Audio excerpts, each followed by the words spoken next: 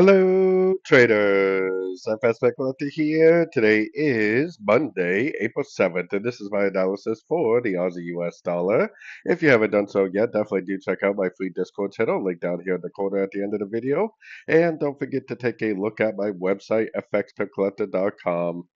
So anyways, huge dump to the downside on the Aussie dollar last week. If we go all the way up to the monthly time frame, which I understand is too long of a time frame for most people, but we are right at the 78% Fibonacci retracement. We hit that last week. That definitely should be an area of support, and I'm still looking at this as possibly going to end in wave X and possibly start a three-wave move to the upside for three waves of wave Y. So I'm still expecting to see that type of move.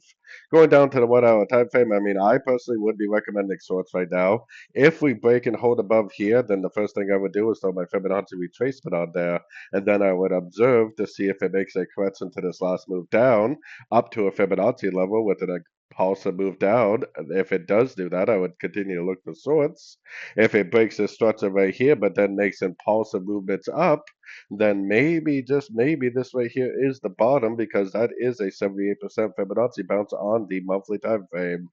So, like I said, I would definitely be recommending shorts if you are trading the sort of time frames. It might just go up and then reject and go right back down. If it does go up and break and hold above structure, throw your Fibonacci retracement on there, and then hopefully look for longs where you learn whether it's a question to the move down or whether it's an impulsive move making higher highs, higher lows. So anyways, don't forget to like and subscribe. And as always, thank you for watching and happy trading.